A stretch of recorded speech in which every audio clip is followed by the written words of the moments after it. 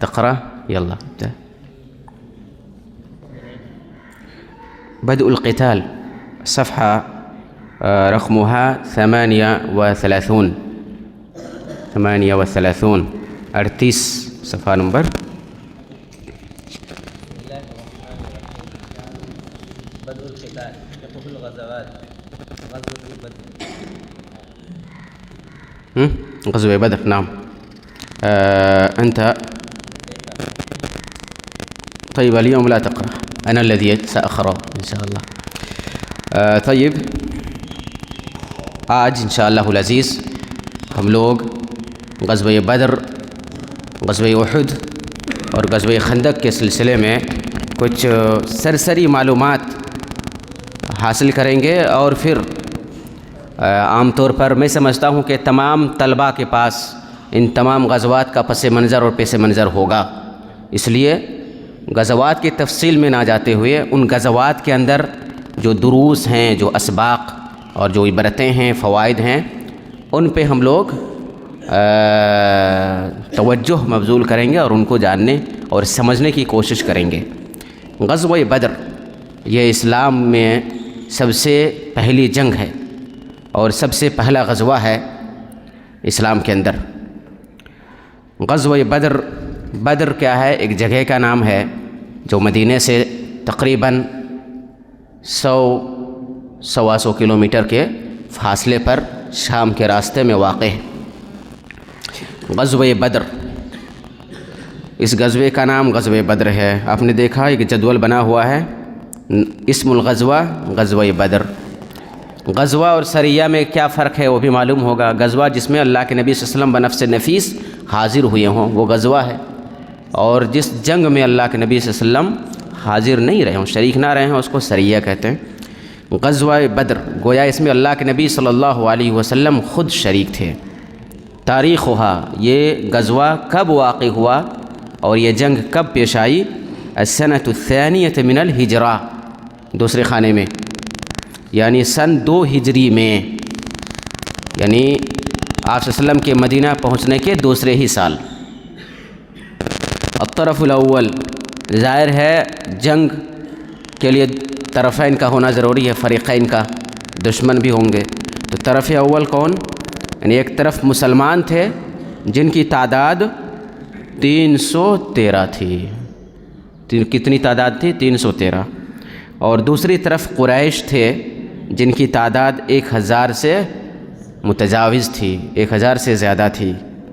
تو مسلمانوں کی تعداد 313 اور قریش اور مشرکین کی تعداد 1000 یا اس سے زیادہ۔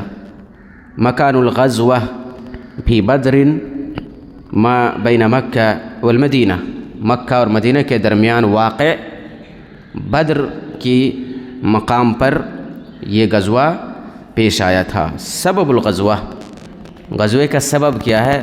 یہ جنگ کیوں چھڑی تھی مسلمانوں اور کفار قریش کے درمیان؟ سبب کیا اس کا؟ كانت قافلہ قادمہ من الشام فیہا عیر عظیمہ، ایک قافلہ شام سے، تجارتی قافلہ، قریش کا تجارتی قافلہ شام سے واپس آ رہا تھا۔ لفظ قافلہ پہ تھوڑا سا ہم لوگ زور دیتے ہیں۔ قافلہ کیا معنی ہے اس کا؟ کاروان، کارواں، جماعت۔ تو کس طرح کی جماعت کو قافلہ کہتے ہیں؟ کب قافلہ کہیں گے کاروان کو؟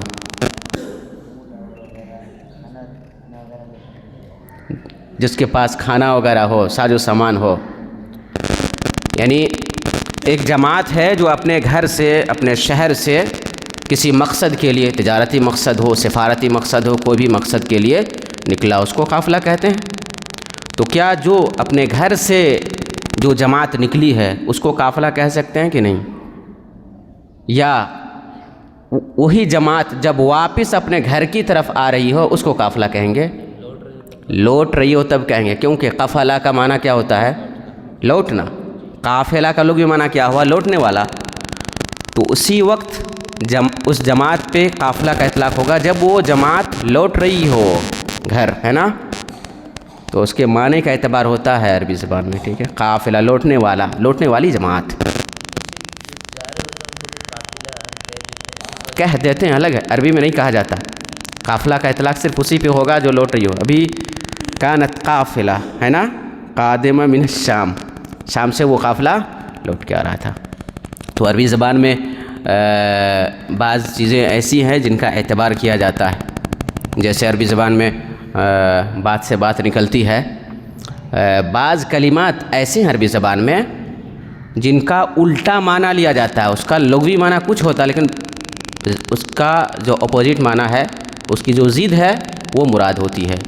جیسے مثال کے طور پر سلیم، سلیم اس کا اصل لغوی معنی کیا ہے؟ محفوظ. محفوظ ہے نا، جو برائی سے محفوظ ہو جائے، خطرات سے محفوظ ہے، وہ سلیم ہے. صحیح سالم آ گئے آپ، ہم لوگ بولتے ہیں وہی سلیم سے، سلیم ہے اسی سے. لیکن اور ایک معنی اس کا کیا ہے؟ ہاں، لدیغ، سانپ کا ڈسا ہوا. ہاں کیوں؟ سلیم تو نہیں ہے وہ نا، سلیم ہے تو ڈسا ہوا ہے، بیمار ہے. کیوں کہتے ہیں؟ تفاؤلاً. ہاں تفاؤلاً یعنی یہ صحیح سالم ہو جائے گا، ہے نا. اور بھی بہت سے جانے والے قافلے کو بھی ابھی جا رہا ہے، اس کو قافلہ کہتے ہیں کہ لوٹنے کی تفاؤل. لیکن عرب کے لوگ جو ہے نا قافلہ اسی جماعت پہ قافلے کا اطلاق کرتے ہیں جو لوٹ رہی ہو. ٹھیک ہے. مفازہ، جانے والوں کو کیا کہیں گے؟ جماعت ہے، وفد بھی کہہ سکتے ہیں، وہ مجموعہ، بہت سے کلمات اور بھی ہیں. اور ایک لفظ ہے اسی قبیل سے، مفازہ. مفازت ان کا کیا معنی ہوتا ہے؟ صحرا نا، مفازتن صحرا. مفازہ یہ کس سے ماخوذ ہے؟ فوز سے ہے نا. فوز کے معنی کامیابی کے ہیں، کامیابی کے ہیں. صحرا کو کامیابی کی جگہ کہا گیا ہے. کیوں؟ مفازہ کیا ہے یہ؟ اس میں ظرف ہے، ظرف مکان ہے. کامیابی کی جگہ یعنی صحرا ہے جہاں آدمی ہلاک ہو جانے کا ڈر ہوتا ہے آدمی کو. یعنی صحرا کیا ہے؟ چھوٹی چھوٹی جھاڑیاں ہوں، ریت ہوں، بالو ہوں، اور کہیں کوئی آبادی نہ ہو، کوئی پانی نہ ہو، آب و دانہ نہ ہو، اس کو صحرا کہتے ہیں نا. آدمی اگر وہاں بھٹک جائے راستہ تو مر جاتا ہے، صحیح راستہ اس کو نہیں ملتا ہے. اور وہاں کوئی کھانے پینے کا سامان نہیں ہے تو راستہ اس کو ملتا ہی نہیں ہے گھر کا جہاں سے آیا ہے. تو بھٹکتے بھٹکتے بھوک و پیاس سے مر جاتا ہے آدمی. تو اگر کوئی، تو اس صحرا کو مفازہ کہا گیا تفاؤلاً، کہ اگر کوئی بھٹک جائے تو اس کی جان بچ جائے، تفاؤلاً. تو علی کل كانت قافلة قادمة من الشام فيها عير عظيمة لقريش بإشراف أبي سفيان. ایک قافلہ قریش کا تجارتی قافلہ شام سے ہے نا لدا ہوا، تجارت کے سامان سے لدا ہوا واپس آ رہا تھا. عیر عظیمۃ لقریش، یہی عیر ہے، قافلہ کو بھی کہتے ہیں عیر. لقریش باشراف ابی سفیان، اور اس تجارتی قافلے کا سردار ابو سفیان تھا. فلما سمع الرسول صلی اللہ علیہ وسلم بها ندب المسلمین الیہا لیأخذوها لقاء ما ترکوا من اموالهم فی مکہ. جب اللہ کے رسول صلی اللہ علیہ وسلم نے اس قافلے کے واپسی کی خبر سنی تو آپ صلی اللہ علیہ وسلم نے مسلمانوں سے کہا کہ اس قافلے کے تک ہم لوگوں کو نکلنا چاہیے. ندب المسلمین الیہا، مسلمانوں کو وہاں جانے کی دعوت دی، بلایا. لیأخذوها، تاکہ اس قافلے کو لوٹا جا سکے، اس کے ساز و سامان کو، اس کے مال، اس کی دولت کو حاصل کیا جا سکے. کیوں کیا جائے؟ یعنی مسلمان اور اللہ کے رسول لٹیرے تھے کیا؟ لٹیرے تھے. کوئی قافلہ جا رہا ہے تو اس کو لوٹنا مسلمانوں کا کام تھا. مستشرقین یہ کہتے ہیں نا کہ وہ قافلہ شام سے تجارتی قافلہ صحیح سلامت مکہ واپس جا رہا تھا، مسلمانوں کو لوٹنے کی کیا ضرورت تھی؟ تو مسلمان لٹیری قوم ہے کہتے ہیں نا. ایسا نہیں ہے. قریش نے، کفار قریش نے مسلمانوں کو لوٹ لیا تھا، ان کے گھر و بار کو لوٹ لیا تھا، ان کی جانوں پر ان کے جان مال آل اولاد سب کو لوگ پریشان کیے ہوئے تھے، ان کی زمین جائیداد سب لوٹ چکے تھے، اور سب کچھ چھوڑ کر وہ مدینہ صرف اپنی جان اور اپنے ایمان کے ساتھ آئے تھے۔ تو سارا مال تو مدینہ میں ان لوگوں کا مکے میں تھا نا۔ اور ایک فقہی قاعدہ ہے نا، بہت معروف ہے، کیا اس کو کہتے ہیں مسئلۃ الظفر۔ مسئلۃ الظفر یعنی میرا کوئی حق ہے جو کسی بندے نے چھین لیا ہے، ہم اس سے حاصل نہیں کر سکتے، وہ دے نہیں رہا میرا حق، لیکن اس بندے کا کہیں کوئی مال ہے، میں وہ مال لے سکتا ہوں، اس مال پہ میں اپنا قبضہ جما سکتا ہوں، تو اس مال میں سے میرا جو حق ہے میں لے سکتا ہوں اس کو کہے بغیر بھی، تو اس کو چھیننا نہیں کہتے، یہ جائز ہے۔ مسئلۃ الظفر، ظفر آپ پا لینا، تو یہی ہے وہ مسئلۃ الظفر ہے کہ کفار مکہ نے اور مکہ کے مشرکوں نے مسلمانوں کے مال ضبط کر لیے ہوئے تھے، مسلمان صرف اپنی جان اور اپنا ایمان بچا کر مدینہ آئے ہوئے تھے، ساری جائیداد وہاں تھی، گھر بار وہاں تھا، کتنے لوگوں کے بچے اولاد بیویاں بھی وہیں تھیں۔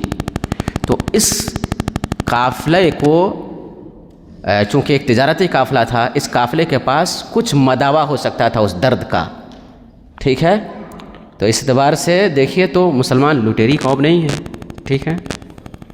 لقاء ما ترکوا من اموالہم، یہاں پہ مؤلف نے ذکر کر دیا مکہ میں جو مال مسلمانوں نے چھوڑا اس کے بدلے اس قافلے کو حاصل کیا جائے اور اس قافلے کے مال کو حاصل کیا جائے۔ وبلغ ابو سفیان وبلغ ابا سفیان ہونا چاہیے، وبلغ ابا سفیان جسے کہتے ہیں بلغانی، اس کے بعد جو ہے مفعول بھی آئے گا، اس کے بعد فاعل آئے گا۔ بلغ ابا سفیان مخرج الرسول صلی اللہ علیہ وسلم وقصدہ ایاہ، اور ابو سفیان کو رسول اللہ صلی اللہ علیہ وسلم کے نکلنے کی خبر لگ گئی، اور یہ کہ اللہ کے رسول اس کا قصد کر رہے ہیں۔ فارسل الی مکہ مستصرخا، تو انہوں نے مکہ میں خبر بھجوا دی۔ فتجہزوا سراعا وخرجوا قاصدین الغزو، تو مکہ کے لوگ بھی جنگ کرنے کے لیے نکل آئے۔ تو یہ سبب تھا کہ مسلمانوں نے اس تجارتی قافلے کو لوٹنا چاہا، لوٹنا نہ کہا جائے، اس تجارتی قافلے کو پکڑ کر اپنے مال میں سے جو مکہ میں چھوڑ آئے تھے اس میں سے اس کا کچھ حصہ اس سے حاصل کرنا چاہا، تو مکہ والوں کو غصہ آیا اور وہ لوگ مسلمانوں کو صفحہ ہستی سے مٹانے کے لیے وہاں سے نکل آئے۔ نتیجہ کیا ہے اس جنگ کا؟ نتیجہ ثمرہ کیا ہے؟ کس کی جیت ہوئی، کس کی شکست ہوئی؟ انتصار المسلمین و ہزیمت الکفار، مسلمانوں کو فتح نصیب ہوئی، اس جنگ سے مسلمان بامراد اور کامیاب واپس آئے۔ وہ ہزیمت الکفار، اور کفار کو شکست ہوئی، ہار ہوئی۔ کتنے کفار مارے گئے اور کتنے قیدی بنائے گئے؟ قتل من الکفار 70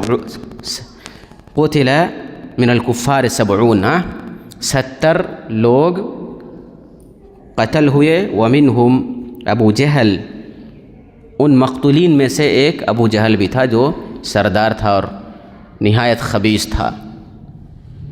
وَأُسِرَ 70، اور 70 کو قیدی بنایا گیا۔ استشہد من المہاجرین 6 ومن الانصار 8، مسلمانوں میں کتنے لوگ شہید ہوئے؟ 6 مہاجرین میں سے اور 8 انصار میں سے، کتنے ہو گئے؟ 14۔ بس یہ بنیادی معلومات ہے اس جنگ کے تعلق سے۔ العبر والعظات، اس جنگ میں ہمیں کیا اسباق نظر آتے ہیں وہ دیکھتے ہیں۔ تنطوی غزوۃ بدر الکبریٰ علی دروس وعظات جلیلہ کما، یہ عظات کس کی جمع ہے؟ عظاتن کی، اس کی اصل کیا ہے؟ واعظن۔ یہ واو کیوں حذف ہو گیا ہے؟ تعلیل ہے اس میں، اور اس واو کے بدلے آخر میں تا ہے نا، واو کے بدلے ہے نا یہ تا، یعنی عربوں کے ہاں بعض کلمات ایسے ہیں جس کا واو حذف کر دیا جاتا ہے اور اس کے بدلے میں آخر میں تاء مدورہ لگا دیا جاتا ہے نا۔ جیسے ایک کلمہ آپ نے پڑھا ہوگا، یہ مصدر نہیں ہے، خالص اسم ہے وہ، خالص اسم ورق ورق مانا ورقن پتا، ورقن چاندی، ورق چاندی کو کہتے ہیں را کے کسرے کے ساتھ ورق۔ بعض روایات میں ریقاتن کا لفظ آیا ہے، ریقاتن، رقہ نہیں ریقہ، واو کو حذف کر کے آخر میں تا لگا دیا گیا، ٹھیک ہے، ریقہ۔ میں اس لیے اس کلمہ کو ذکر کر رہا ہوں بالضبط کہ بعض علماء کو میں نے رقہ پڑھتے سنا اس کو چاندی کے معنی میں، تو شاید ان کے ذہن میں نہیں رہا ہوگا تو انہوں نے رقہ پڑھا۔ رقت کا کیا معنی ہوتا ہے؟ نرمی ہے نا، دل کی رقت ہے نا، ریقہ ہے وہ، واو کو حذف کر کے اس کے بدلے آخر میں تا لگا دی، وہی نہیں ورقی کے معنی میں۔ كما تتضمن معجزات باهرة تتعلق بتأييد الله ونصره للمؤمنين المتمسكين بمبادئ إيمان المخلصين في القيام بالمسؤوليات۔ چلیے اب عبر اور نصائح اور دروس کا سلسلہ وار ذکر آگے آ رہا ہے۔ وَنَحْنُ نُجْمِلُ هذه الدلائل والدروس فيما يلي، ذیل کے سطور میں ہم ان دروس، اسباق اور ان فوائد اور دلائل کا اجمالی طور پر ذکر کرتے ہیں۔ ایک نمبر، يدلنا السبب الأول لغزوة بدر أن الدافع الأصلي، اب پڑھیے، پڑھ سکتے ہیں۔ يدلنا السبب الأول لغزوة بدر أن الدافع الأصلي لخروج المسلمين مع رسول الله صلى الله عليه وسلم لم يكن القتال والحرب، وإنما كان الدافع قصد الاستيلاء على عير من قريش قادمة من الشام تحت إشراف أبي سفيان، غير أن الله تبارك وتعالى أراد ببعض غنيمة أكبر ونصرا أعظم وعملا أشرف وأكثر انسجاما مع الغاية التي ينبغي أن يقصدها المسلم في حياته كلها، فأبعد عنهم العير التي كانوا يطلبونها وأبدلهم بها نفيرا لم يكونوا يتوقعونه۔ جی، مسلمان جب نکلے تھے مدینے سے تو جنگ کی نیت سے نہیں نکلے تھے، جنگ کرنے کی نیت سے نہیں، نیت یہ تھی کہ جو قافلہ ہے اس پہ قابض ہویا جائے اور اس کے مال کو چھینا جائے، بس مال حاصل کر لیا جائے، یہی ارادہ تھا۔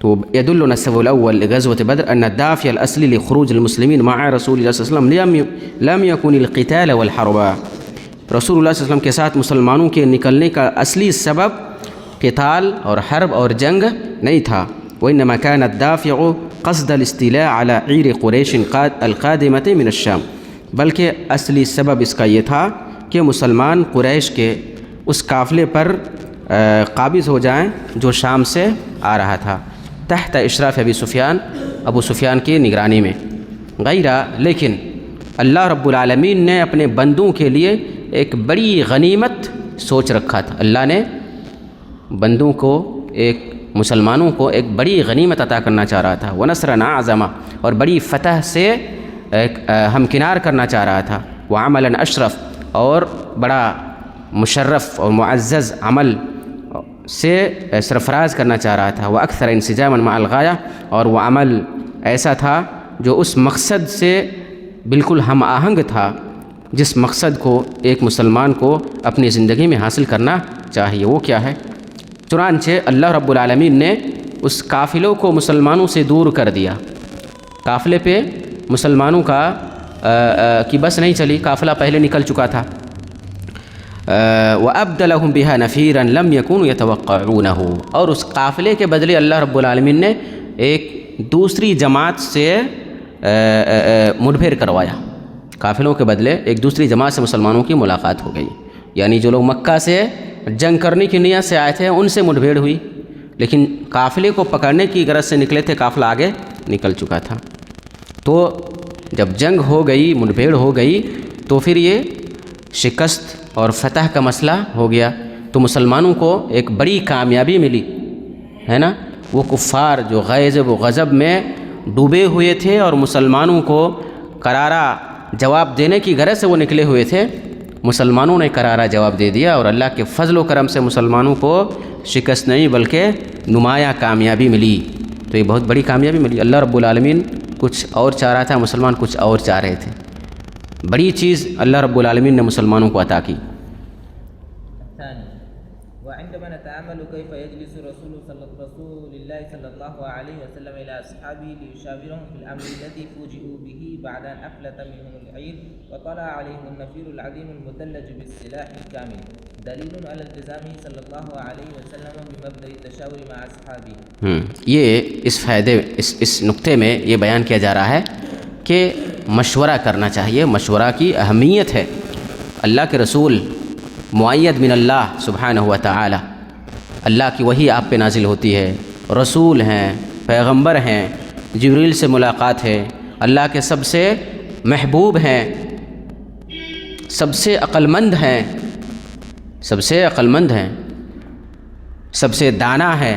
اس کے باوجود اللہ کے رسول صلی اللہ علیہ وسلم اپنے ساتھیوں سے مشورہ کر رہے ہیں کہ یہ جنگ کرنی ہے، کس طرح جنگ کرنی ہے، کیسے کیا کرنا. مشورہ، تو مشورہ کی اہمیت سمجھ میں آتی. وشاورہم فی الامر، کوئی بھی معاملہ ہو ساتھیوں کے ساتھ مشورہ کرنا چاہیے، جماعت کے ساتھ مشورہ کرنا چاہیے. مشورہ میں خیر ہے. ہر طرح کی چیز ایک آدمی نہیں سمجھ پاتا ہے، مشورہ ہوتا ہے پھر اس کے بعد صحیح نتیجے تک پہنچنا آسان ہوتا ہے. تو مشورہ میں خیر ہے. مشورہ کے ساتھ ہی کوئی کام ہونا چاہیے. مشورے کا ایک فائدہ یہ ہوتا ہے کہ اچھی چیز سامنے آ جاتی ہے، ٹھیک ہے. اور دوسرا اس کا فائدہ یہ ہوتا ہے کہ سب کی دل جوئی ہوتی ہے. سب لوگوں کو لگتا ہے کہ میری بھی اپنی اہمیت ہے، سب کو رائے دینے کا موقع دیا جاتا ہے. تو اگر کہیں کوئی مدیر ہی ہے جامعہ کا، اگر اساتذہ کے ساتھ مل کر کوئی مشورہ کرتے ہیں تو اساتذہ کو بھی خوشی ہوتی ہے کہ گویا مدیر کے نزدیک ہماری ایک اہمیت ہے کہ نہیں. مدیر ہیں، اساتذہ ہیں. آپ طلباء سے کسی میٹر پہ مشورہ کرتے ہیں تو طلباء کو بھی لگتا ہے کہ مدیر اور اساتذہ ہم سے جڑے ہوئے ہیں، ہم لوگوں کو اہمیت کی نظر سے دیکھتے ہیں، ہم لوگوں کو اس قابل سمجھتے ہیں کہ ہمارا مشورہ لیا جائے. لیکن یہ کوئی ضروری نہیں ہے کہ جو آپ مشورہ دیں اس پہ عمل ہو ہی، کوئی ضروری نہیں ہے. مشورہ اگر بہتر ہے تو اس کو قبول کیا جائے گا. بہت سارے لوگ مشورہ دیں گے، 10 لوگ ہیں، 10 طرح کے مشورے آئیں گے، لیکن اختیار تو ایک ہی کو کیا جائے گا، جو سب سے مناسب ہو اس کو اختیار کیا جائے گا. تو مشورے میں خیر ہے، ہر طرح سے خیر ہے. اس سے اتحاد اور اتفاق کی فضا بنی رہتی ہے. جب مشورہ نہیں ہوتا ہے، انانیت جہاں ہوتی ہے، ایک آدمی ہی اپنی سب کچھ چلانا چاہتا ہے، تو وہاں پہ خیر معدوم ہو جاتی ہے. خیر کے دروازے بند ہونے لگتے ہیں اور قدم قدم پہ رکاوٹیں آتی ہیں. لوگ بھی آپ سے الگ ہوتے جائیں گے، چھٹتے جائیں گے. ٹھیک ہے. تو مشورے میں بہت سی خیر موجود ہیں. جی.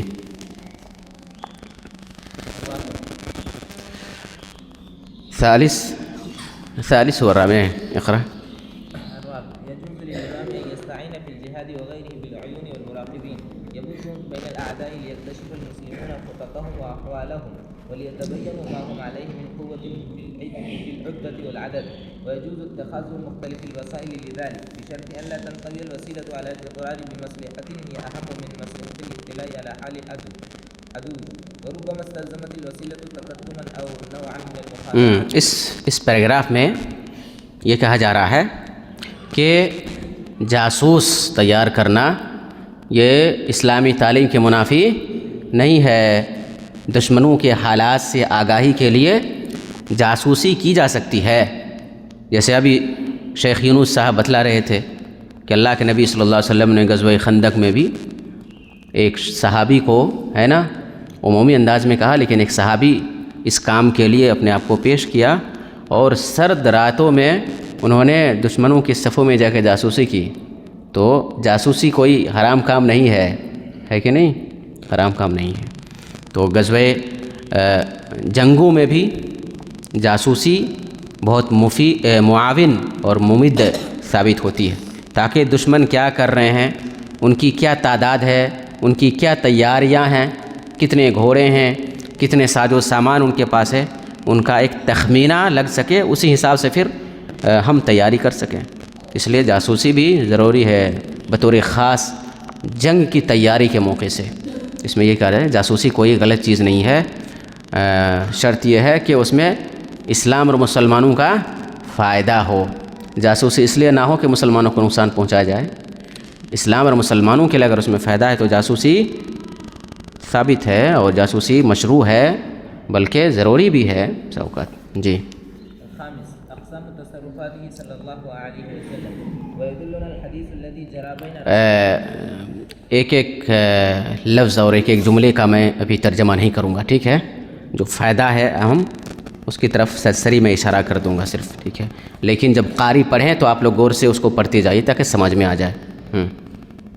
ويدلنا الحديث الذي جرى بين رسول الله صلى الله عليه وسلم والحباب بن المنذر في شأن المكان الذي نزل فيه، وهو حديث صحيح الإسناد كما رأيت، أن تصرفات النبي صلى الله عليه وسلم ليست كلها من نوع التشريع، بل هو في كثير من الأحيان يتصرف من حيث إنه بشر من الناس يفكر ويدبر كما يفكر غيره، ولا ريب أننا لسنا ملزمين باتباعه في مثل هذه التصرفات، فمن ذلك نزوله عليه الصلاة والسلام في المكان الذي اختاره في هذه الغزوة، وقد وجدنا كيف أن الحباب أشار بالتحول إلى غيره ووافقه عليه الصلاة والسلام في ذلك، وذلك بعد أن استوثق الحباب رضي الله عنه أن اختيار النبي صلى الله عليه وسلم لذلك المكان ليس بوحي جی، اقسام تصرفاتہ صلی اللہ علیہ وسلم، آپ صلی اللہ علیہ وسلم کے نقل و حرکت اور آپ صلی اللہ علیہ وسلم کے اعمال کی قسمیں، تصرفات یعنی اعمال، افعال، آپ صلی اللہ علیہ وسلم کے افعال اور اعمال کی قسمیں، یعنی آپ صلی اللہ علیہ وسلم نے جو بھی کام کیا ہے نا، بعض کام شریعت کا درجہ رکھتا ہے، وہ شرعی امور سے تعلق اس کا ہے، اور بعض امور ایسے ہیں جن کا تعلق شریعت سے نہیں ہے، تشریع سے نہیں ہے۔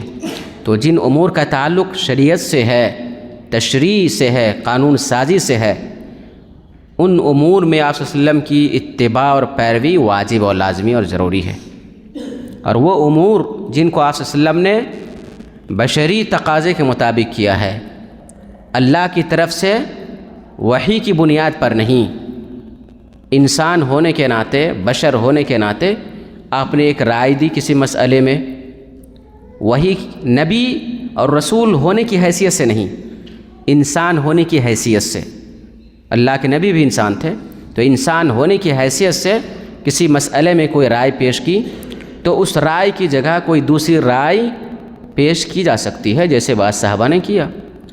غزوہ بدر میں آپ صلی اللہ علیہ وسلم ایک جگہ اترے تو حباب بن منذر نے آپ صلی اللہ علیہ وسلم سے کہا کہ یہ جگہ جنگی اعتبار سے، جنگی سیاست کے اعتبار سے مناسب نہیں ہے، فلاں جگہ اترے، فلاں جگہ ہم لوگ رکیں تو زیادہ بہتر ہے۔ تو ان کی رائے اللہ کے نبی صلی اللہ علیہ وسلم کو پسند آئی، تو اللہ کے نبی صلی اللہ علیہ وسلم جس جگہ ٹھہرے تھے، اترے تھے، وہ آپ صلی اللہ علیہ وسلم اپنے ثوابدید کے حساب سے اترے تھے، بحیثیت انسان آپ نے سوچا کہ یہ جگہ بہتر ہو سکتی ہے تو آپ صلی اللہ علیہ وسلم نے وہاں قیام کیا، لیکن خباب بن منذر کو لگا کہ جنگی نقطہ نظر سے یہ جگہ پرفیکٹ نہیں ہے، بہتر نہیں ہے، تو انہوں نے ایک دوسری رائے دی، ٹھیک ہے، اور ان کی رائے قبول کی گئی۔ اسی طرح سے وہ تعبیر النخل والا مسئلہ ہے، آپ لوگ کیا کرتے تھے، مؤنث اور مذکر کو مؤنث میں ڈالتے تھے، ٹھیک ہے، تو اس سے کیا ہے، کھجور زیادہ پھلتی تھی، لوگ ایسا کرتے تھے، تو آپ صلی اللہ علیہ وسلم کو لگا کہ یہ ایک فالتو چیز ہے، تو اس سال لوگوں نے چھوڑ دیا، تو کھجور کم پھلی، لوگوں نے شکایت کی، تو آپ صلی اللہ علیہ وسلم نے کیا فرمایا، انتم اعلم بامور دنیاکم، کہ تم لوگ دنیاوی معاملات کو مجھ سے زیادہ بہتر جانتے ہو، تجربہ ہے تم لوگوں کو۔ تو یہ آپ صلی اللہ علیہ وسلم نے نبی اور رسول ہونے کی حیثیت سے نہیں کہا تھا، آپ کو لگا کہ اس کا کیا فائدہ ہے کہ نہیں، ایک بے جان سی چیز ہے، تو اس میں مذکر کی چیز کو مؤنث میں ڈالیں تو زیادہ پھل آتا ہے، تو آپ کو لگا کہ شاید یہ بس ایسا ہی ایک کیا عقیدہ ہے لوگوں کا، اس کا کوئی اثر نہیں ہے، لیکن اثر ہو گیا۔ تو آپ صلی اللہ علیہ وسلم نے کہا کہ آپ لوگ بہتر جانتے ہیں، آپ کر سکتے ہیں۔ تو نبی اور رسول ہونے کی حیثیت سے آپ نے جو عمل کیا، جو حکم دیا، جس چیز کو اختیار کیا، اس کو اختیار کرنا، اس کو ماننا، اس پہ عمل کرنا ضروری اور واجب ہے۔ لیکن انسان ہونے کی حیثیت سے اگر آپ نے کہیں کوئی رائے دی تو آپ کی رائے کے مقابلے میں کوئی رائے دی جا سکتی ہے، آپ کے مشورے کے مقابلے میں کوئی مشورہ دیا جا سکتا ہے، تو یہی بات اس نقطے میں بیان کی گئی ہے۔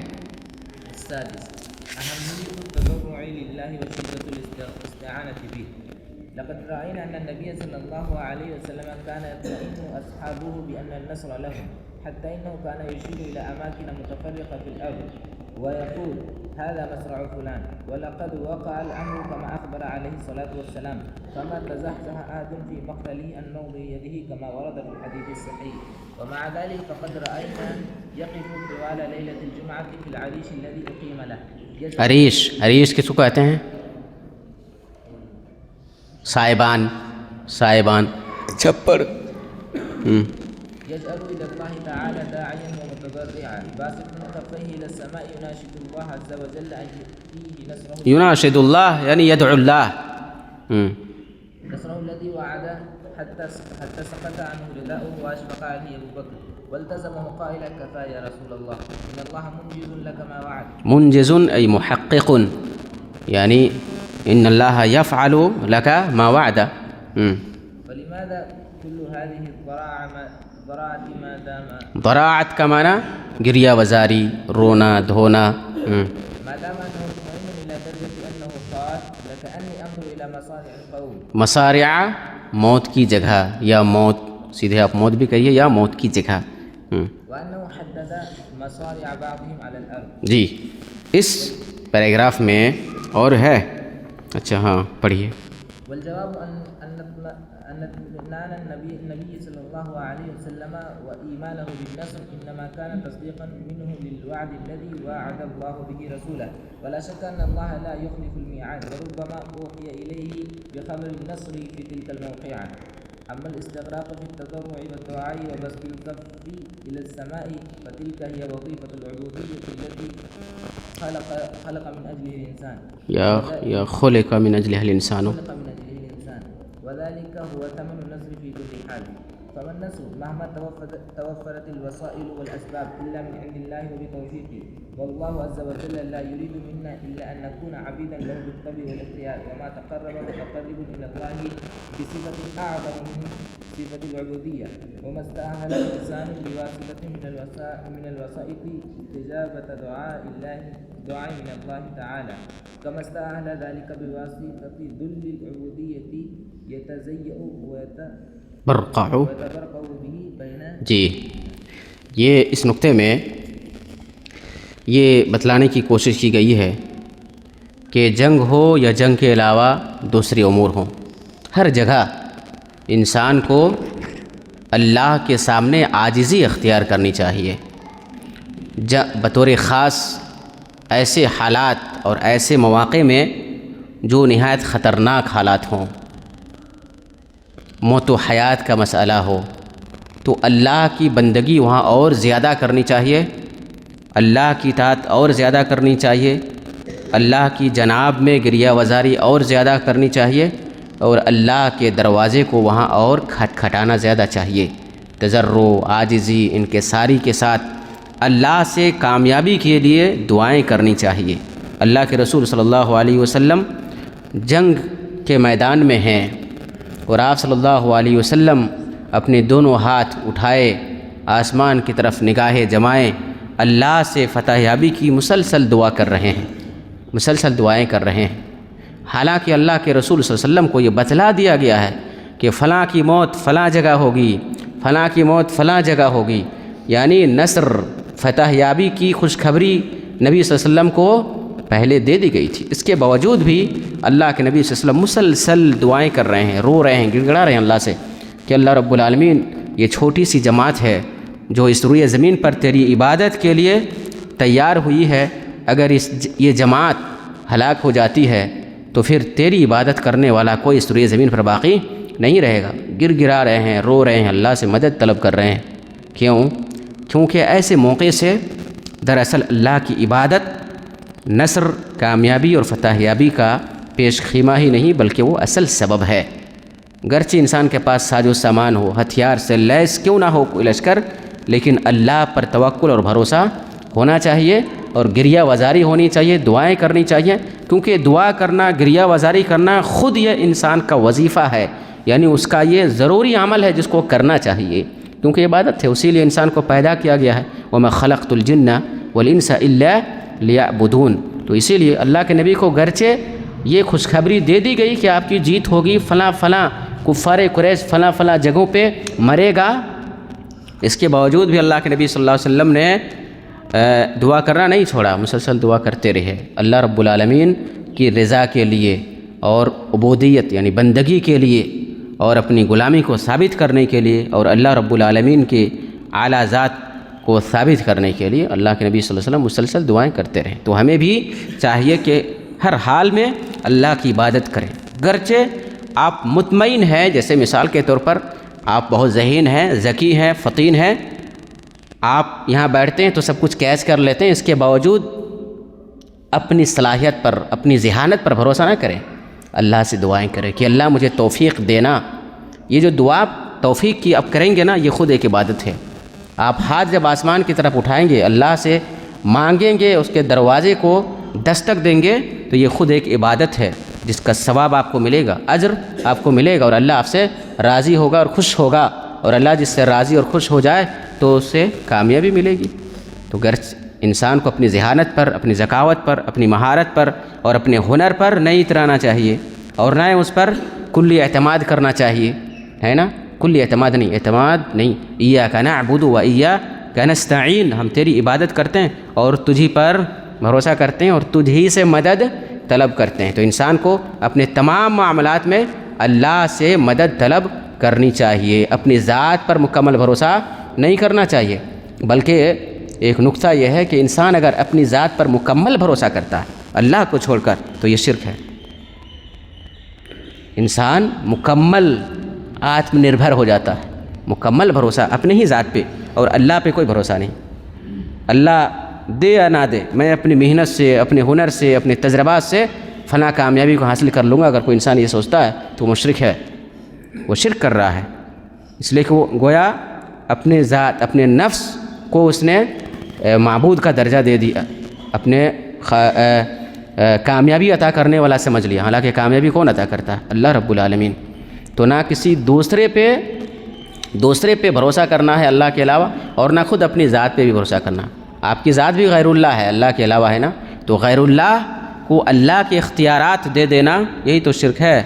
اس لیے ہمیں اپنی مہارت پہ، اپنی ذکاوت اور ذہانت پہ مکمل بھروسہ نہیں کرنا ہے۔ ہاں محنت کریں، اسباب اختیار کریں، یہ مشروع ہے، ضروری ہے، اسباب بھی اختیار کریں، لیکن اللہ سے لو لگائے رکھیں، اللہ سے اپنے تعلق کو مضبوط کیے رکھیں۔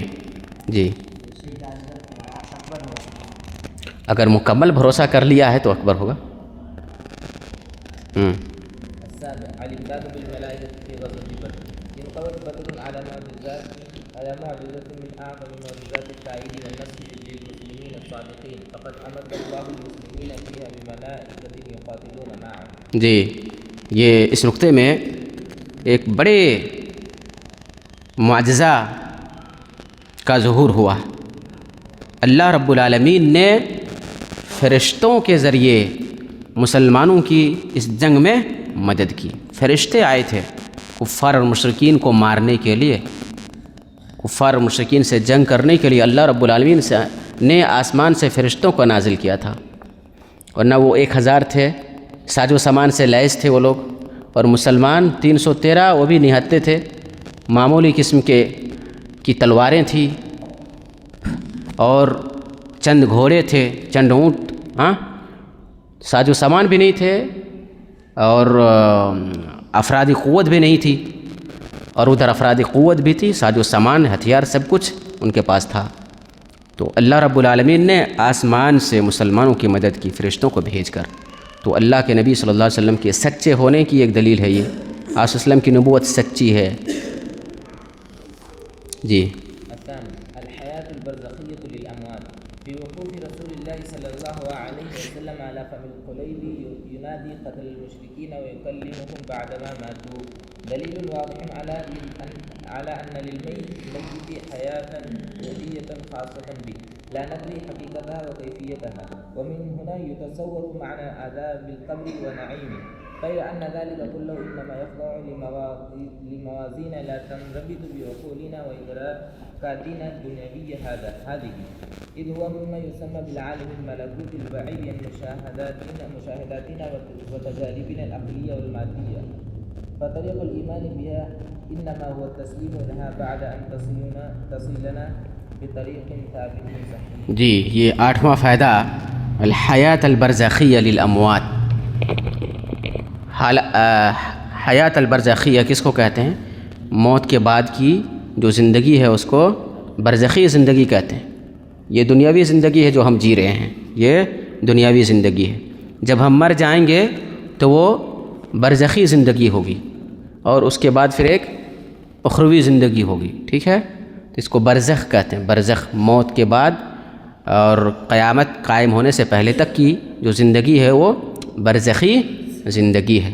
عام طور پر 2 حصوں میں ہم زندگی کو تقسیم کرتے ہیں، دنیاوی اور اخروی، تو برزخی کو بھی اس میں شامل کر لیا جاتا ہے. لیکن ذرا تفصیل سے اگر اس کی تقسیم کریں تو 3 تقسیم آپ کر سکتے ہیں. زندگی کو 3 حصوں میں تقسیم کر سکتے ہیں: دنیاوی زندگی، برزخی زندگی اور اخروی زندگی جو قیامت قائم ہونے کے بعد وہ شروع ہوگی. یعنی آپ جنت میں جائیں گے، جہنم میں جائیں گے، جو آخری فیصلہ آپ کے حق میں ہوگا وہ والی زندگی اخروی زندگی ہے. اور آپ کی موت سے لے کر قیامت تک کی جو زندگی ہے وہ برزخی زندگی ہے. برزخ یعنی پل والی زندگی، دنیا اور آخرت کے بیچ والی زندگی. تو اس واقعے سے، اس جنگ سے ہمیں حیات برزخی زندگی کے ثبوت اور اس کے وجود کا پتہ چلتا ہے. اور اس زندگی میں بھی انسان کو عذاب دیا جاتا ہے، اس کو محسوس کرتا ہے، یا پھر اس کو نعیم یعنی اللہ رب العالمین کے انعامات سے وہ سرفراز ہوتا ہے، اس کو بھی محسوس کرتا ہے. اللہ کی انعامات اور اکرامات کو بھی محسوس کرتا ہے انسان موت کے بعد بھی، اور اللہ کے عذاب اور سزاؤں کا بھی ادراک کرتا ہے. اس پر ہمارا یقین اور ایمان ہے. کہاں سے استدلال کیا گیا ہے کہ اللہ کے نبی صلی اللہ علیہ وسلم نے مکہ کے کفار جو مقتول تھے، مر گئے ہوئے تھے، جن کو بدر کے کنویں میں ڈال دیا گیا تھا، کنویں کے اندر، کنویں میں سب کو گرا دیا گیا، پھینک دیا گیا تھا. وہاں پہ اللہ کے نبی کنویں کے پاس کھڑے ہو کر ان کو مخاطب کر رہے تھے کہ کیا تمہارے رب نے جو وعدہ کیا سچ پایا؟ تو بعض صحابہ نے پوچھا کہ اللہ کے نبی وہ تو مر چکے ہیں، کیا مخاطب کر رہے ہیں ہم کو؟ تو آپ نے کہا کہ تم جتنا نہیں سن پا رہے اس سے کہیں زیادہ یہ میری بات کو سن رہے ہیں. تو عالم برزخ میں ہونے کے باوجود، برزخ کی زندگی میں ہونے کے باوجود، موت کے بعد بھی اللہ کے رسول کی وہ ندا، وہ آواز اور وہ خطاب وہ سن رہے تھے، ہے نا؟ تو اس سے برزخی زندگی ہے اس کا پتہ چلتا ہے. اور نیز یہ اس بات کی بھی دلیل ہے کہ اللہ کے نبی صلی اللہ علیہ وسلم نبی ہیں، رسول ہیں. غیب کی خبر یہاں پہ اللہ کے بتلانے پر آپ صلی اللہ علیہ وسلم خبر دے رہے ہیں. تو یہ بھی کیا ہے؟ من دلائل نبوت ہی. مردے بھی سنتے ہیں، مردے سنتے ہیں، نہیں سنتے ہیں؟ مردے سنتے ہیں، مردے اٹھائے جاتے ہیں قبر میں، فرشتوں کے سوال کے جواب بھی دیتے ہیں مردے. ہاں، ہماری باتوں کو سنتے نہیں معلوم ہے. یہ عالم برزخ ہے، اس میں ہم اتنا ہی ثابت کریں گے جتنا صحیح دلائل سے ثابت ہے. اب جیسے کوئی مر چکا ہے، ہم بات کر رہے ہیں، سنتے ہیں نہیں سنتے نہیں معلوم مجھے، ہمیں نہیں معلوم ہے. لیکن ہمارا ایمان یہ ہے کہ قبر میں جانے کے بعد جب ہم لوگ ان کو دفنا کے واپس آتے ہیں تو ہمارے چلنے کی آہٹ کو سنتے ہیں، جیسے حدیث میں آیا. جتنا حدیث میں آیا اتنا ہی ثابت کرنا ہے. یہ غیبی امور ہیں، وہ کن چیزوں کو سنتے ہیں مردے، کن چیزوں کو نہیں سنتے ہیں. ہم انہی چیزوں کو ثابت کریں گے جو چیزیں قرآن اور حدیث میں ہیں، بس اس کے علاوہ کچھ نہیں کہہ سکتے. غیبی امور ہم نے دیکھا ہی نہیں ہے، ہم انہی چیزوں کو ثابت کرتے ہیں جو چیزیں صحیح احادیث یا آیات قرآنیہ سے ثابت ہیں. بس ہمارا ایمان غیب پر ہے، اللہ کے بتائے ہوئے دلائل کی روشنی میں ہی ہم بات کرتے ہیں بس. جی، غزوہ احد. غزوہ احد سب سے پہلے اس غزوے کا نام غزوہ احد ہے. یہ اسلام کی دوسری جنگ ہے، اسلام میں یہ دوسری جنگ ہے. تاریخھا السنہ الثالثہ من الہجرہ، سن 3 ہجری میں یہ جنگ پیش آئی، اور غزوہ بدر 2 ہجری میں اور یہ 3 ہجری میں. ایک طرف قریش اور ان کی حلیف جماعتیں تھیں جن کی تعداد 3000 تھی. دوسری طرف مسلمان تھے جن کی تعداد 700. پہلے 1000 تعداد تھی. رئیس المنافقین اپنے لوگوں کو لے کے بھاگ گیا تو پھر 700 تعداد رہ گئی. مکان الغزوہ، یہ جنگ کہاں پیش آئی تھی؟ نزلوا حول جبل عینین فی المدینہ. جبل عینین جو جبل احد کے نام سے معروف ہے. عینین جبل احد کے دامن میں ایک چھوٹی سی پہاڑی ہے، اسی کو جبل عینین کہتے ہیں. ٹھیک ہے. جبل احد بہت بڑا جبل ہے، بہت بڑا لمبا پہاڑ ہے. وہ جبل احد بہت لمبا پہاڑ ہے جو مدینے کے شمال سے شروع ہو کر جنوب تک پہنچتا ہے. وہ لمبا ہے. تو جبل احد کے ایک جگہ ایک چھوٹی پہاڑی ہے جو عینین کے نام سے معروف ہے. اسی جگہ پہ یہ جنگ لڑی گئی تھی جو مدینہ مسجد نبوی سے تقریباً 4-5 کلومیٹر شمال کی جانب واقع ہے. مسجد نبوی سے 4-5 کلومیٹر کے فاصلے پر شمال میں واقع ہے یہ جگہ. نہیں، جبل رومات وہ الگ ہے نا. وہاں پہ اور ایک پہاڑی ہے جس کو جبل رومات کہا گیا ہے. لما اصیب، سبب الغزوہ، غزوے کا سبب کیا ہے کہ لما اصیب یوم بدر کفار قریش اصحاب القلیب رجعوا الى مکہ فاخبروا ابا سفیان ومن كانت له في تلك العیر من قریش تجارہ بأن يتعاونوا بهذا المال على حرب النبی صلی اللہ علیہ وسلم. یعنی پہلی جنگ جو کفار قریش اور مسلمانوں کے درمیان ہوئی وہ غزوہ بدر ہے. اس میں کفار اور مشرکین کو شکست سے دوچار ہونا پڑا، ہار کا سامنا کرنا پڑا. تو یہ جب مکہ واپس آئے ہار کے بعد ہے نا، تو ان لوگوں نے کہا کہ ابو سفیان کا قافلہ صحیح سالم واپس آ گیا ہے، تو اس قافلے میں جتنا مال ہے وہ سارا مال مسلمانوں کے خلاف لڑائی میں خرچ ہو، اور سب کچھ کے لیے تیار کیا گیا. اور مکہ کے سارے لوگوں کو اس بات پر راضی کر لیا گیا کہ اب مسلمانوں کا اب انتقام لینا ہے مسلمانوں سے. ہم لوگ ہار گئے پہلی جنگ، پھر اگلے سال ہم کو لڑائی کرنی ہے مسلمانوں سے اور ان سے بدلہ لینا ہے. اور اس قافلے میں جتنا بھی ساز و سامان، مال، جتنے بھی فوائد، جتنے بھی منافع لے کر یہ لوگ آئے تھے، وہ سارے منافع اس جنگ میں لگا دیے گئے تاکہ مسلمانوں سے انتقام لیا جائے. نتیجہ کیا ہوا؟ اس میں کن کی فتح ہوئی اور کن کی شکست ہوئی؟ لیکن اصل اگر دیکھا جائے تو کیا کہا جائے گا؟ مسلمانوں کی شکست ہوئی ہے کہ نہیں؟ العبرۃ بالخواتیم، العبرۃ بالخواتیم، اعتبار خاتمے کا ہوتا ہے نا. تو مسلمانوں کی شکست ہوئی، نقصان مسلمانوں کو زیادہ ہوا.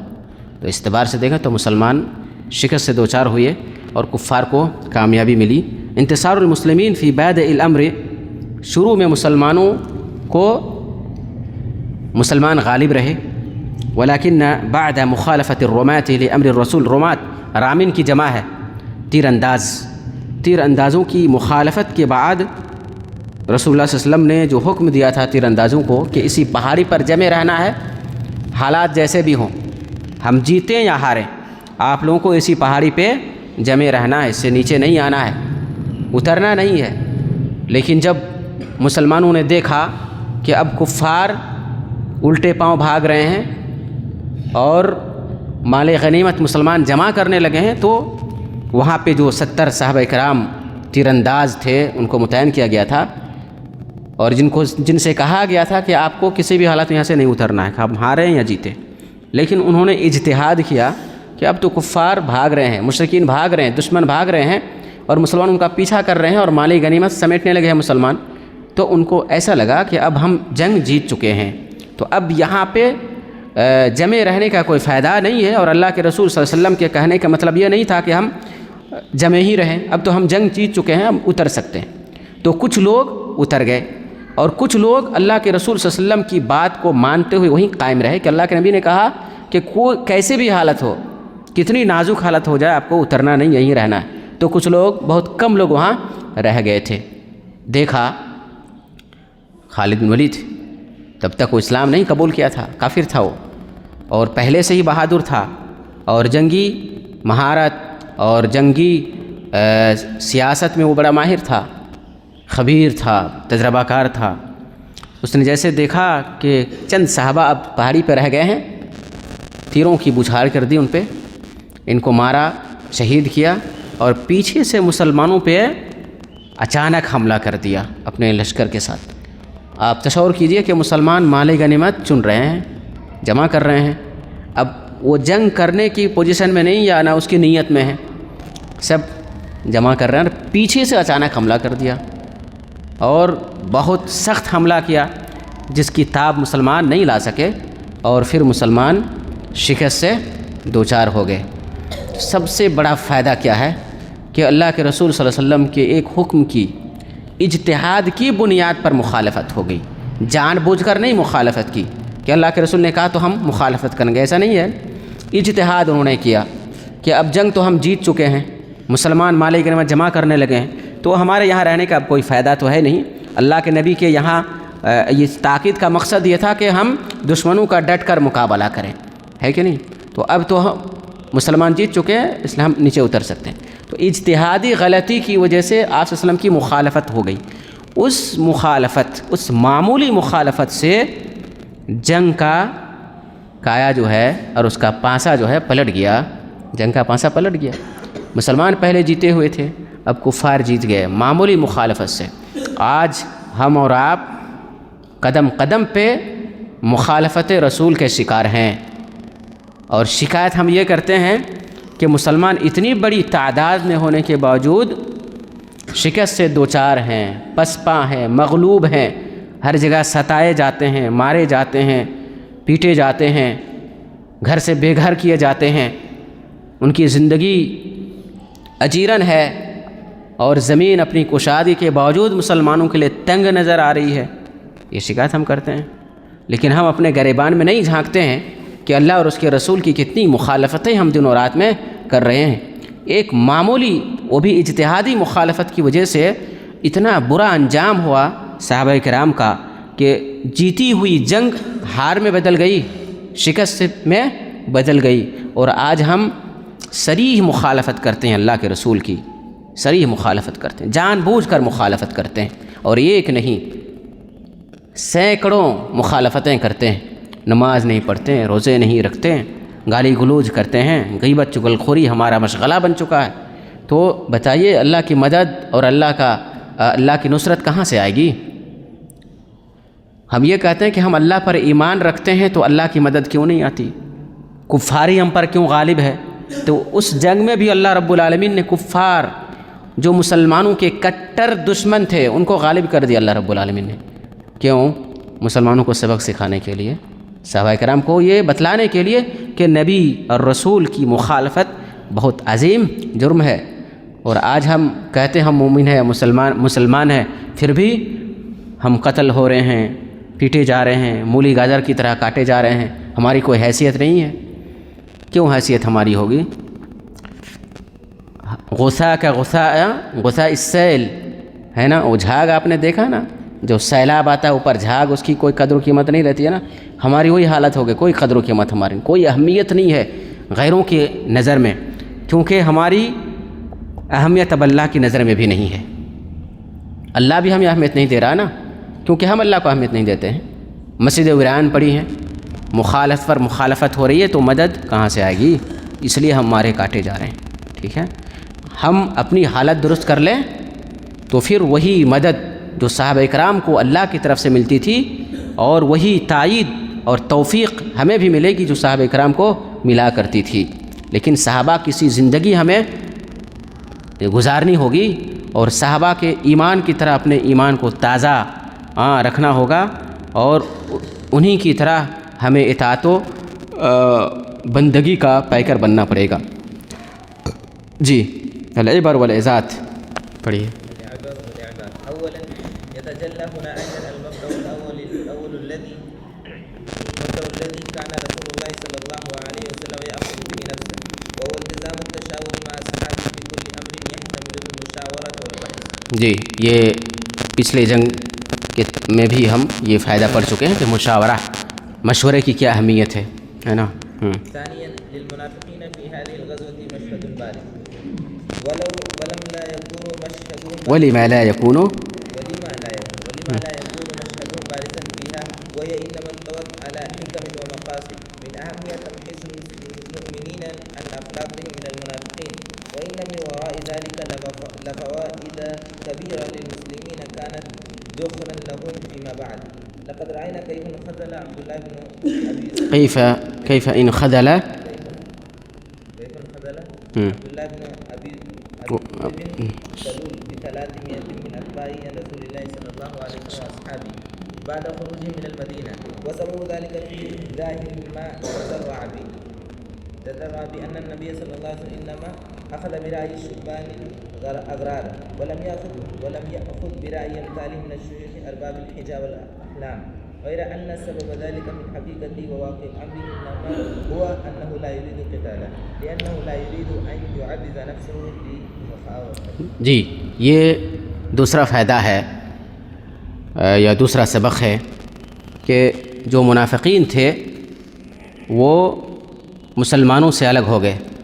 عبداللہ بن ابی بن سلول اپنے ساتھیوں کو لے کر اس جنگ سے الگ ہو گئے، وہ آئے راستے سے الگ ہو گئے سارے لوگ. تو اللہ رب العالمین کو ان کو الگ کرنا تھا، مسلمانوں کی صفوں سے منافقین کو الگ کرنا تھا تاکہ خالص مسلمان ہی صرف جنگ میں جائیں. یہ منافقین شروع ہی سے نہیں چاہ رہے تھے کہ مدینہ سے باہر جا کر جنگ لڑی جائے، نہیں چاہ رہے تھے، اور نہ ہی اس جنگ میں وہ شریک ہونا چاہ رہے تھے. یہ تو انہوں نے بس ایک بہانہ بنایا کہ ہماری رائے قبول نہیں کی گئی. نوجوان جو نا تجربہ کار ہے، اغرار نا تجربہ کار نوجوان ہے، ان کی رائے لے لی گئی اور مدینے سے باہر آپ جنگ کے لیے نکل گئے. ہم آپ کے ساتھ نہیں جائیں گے، ہماری اہمیت آپ کی نظر میں نہیں ہے، اس لیے ہم اس جنگ میں شریک نہیں ہوں گے. دراصل اس سے اللہ رب العالمین مومنوں کی صفوں کو منافقین سے پاک کرنا چاہ رہا تھا. جی. ثالثا أن النبي صلى الله عليه وسلم لم يشاء أن يستعين بغير المسلمين في هذه الغزوة على الرغم من قلة عدد المسلمين، وقال فيما روى ابن سعد في طبقاته: لا نستنصر لأهل الشرك على أهل الشرك. وقد روى مسلم أن النبي صلى الله عليه وسلم قال لرجل تبعه في يوم بدر ليقاتل معه: أتؤمن بالله؟ قال لا.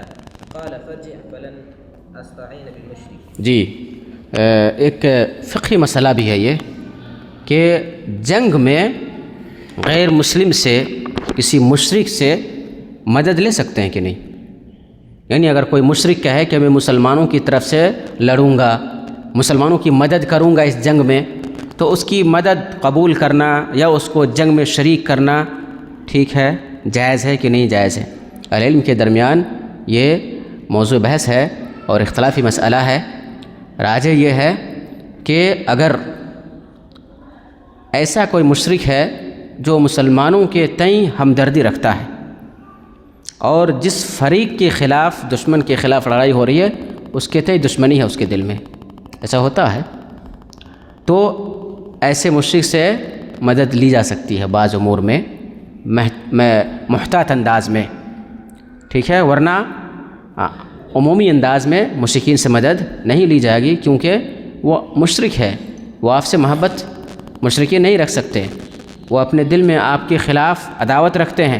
تو جنگ میں کہیں آپ کے خلاف نہ ہو جائے، کوئی ایسی حرکت نہ کر دے جو آپ کے لیے، مسلمانوں کے لیے نقصان دہ ثابت ہو، اس لیے مشرکوں سے مدد نہیں لی جائے گی. تو منافقین کو اللہ کے نبی صلی اللہ علیہ وسلم نے الگ کر دیا. جب اس نے منافقین نے کہا کہ ہم چلے جائیں گے، ہماری بات آپ نے نہیں مانی، تو آپ صرف نہیں روکا کہ جاؤ تم. لا نستنصر بأہل الشرک علی اہل الشرک، اہل شرک کے خلاف اہل شرک سے مدد ہم نہیں لیتے، ہم مدد طلب نہیں کرتے. ہم تو اہل شرک کے خلاف لڑائی کر رہے ہیں، تو اہل شرک کی مدد کیوں لیں گے؟ اس لیے.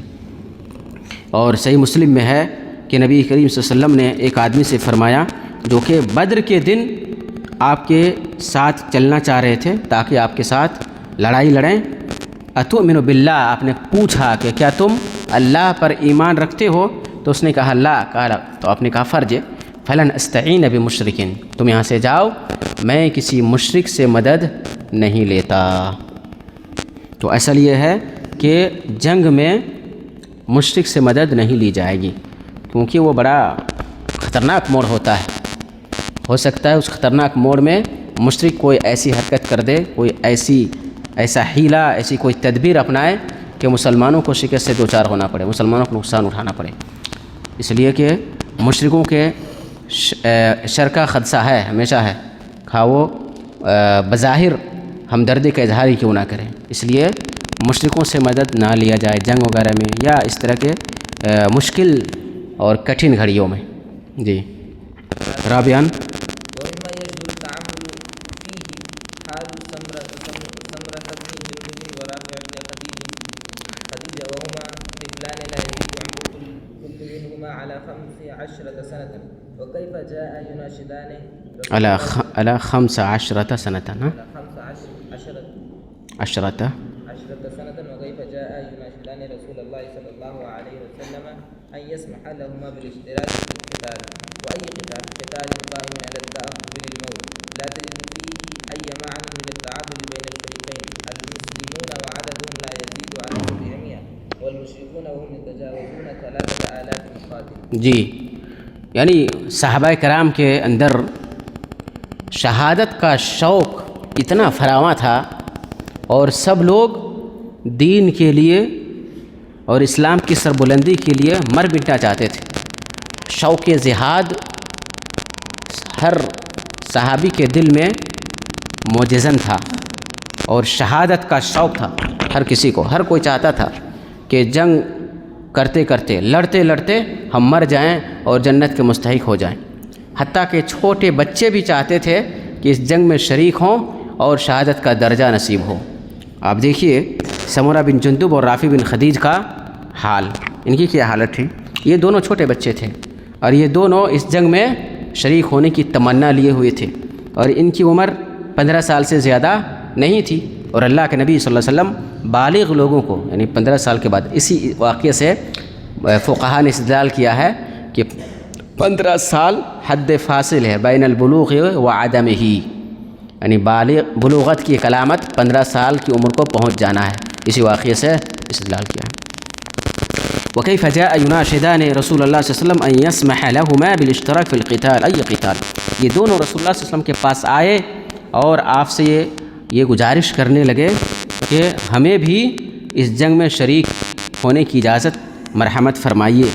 وہی قتال، جنگ میں وہ کون سی جنگ، ایسی کون سی لڑائی؟